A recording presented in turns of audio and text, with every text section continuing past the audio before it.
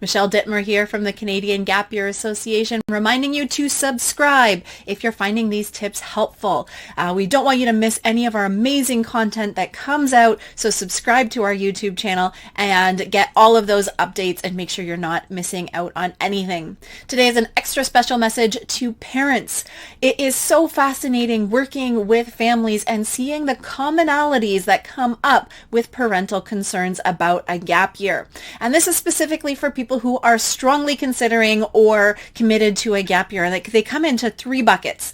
The first major concern is about wasting time or not being productive. And parents are concerned that their young person is going to struggle to put together their own schedule and to get out of their room on a daily basis. But let me tell you, with the right structure, plan, and goals in place, we can circumvent a lot of that challenge with wasted time. And we know that the right combination of activities can really help your young person springboard ahead in life and get some experience under their belt that will support their post-secondary journey in a very, very tangible way.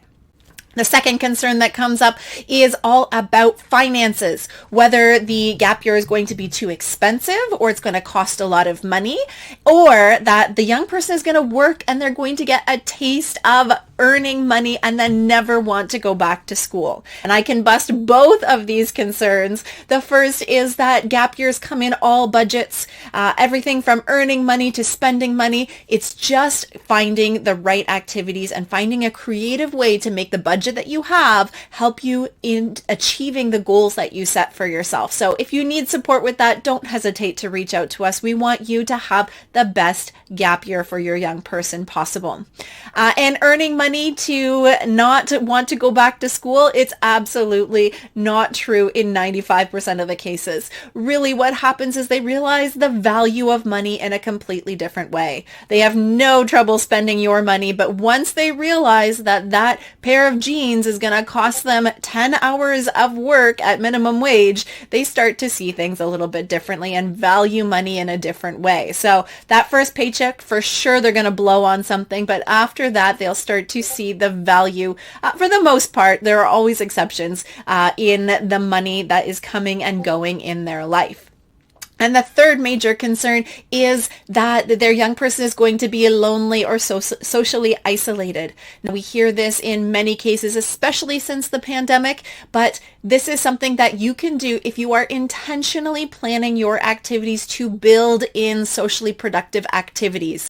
This is building community, being parts of groups, getting connected with other people in your particular community. So really, really possible to make sure that that isolation doesn't come to the forefront. And we have lots of communities here at the Gap Year Association. So either joining our Discord server, joining up with us in our accelerator or game plan program will provide connections to other people taking gap years, as well as expertise in coaching where we can support your young person in their decision making. The interesting part about these three concerns is that when we asked young people on a gap year what their concerns were, they were identical. So parents and young people are having the same concerns about a gap year. So make sure you're having conversations with your young people about these three things.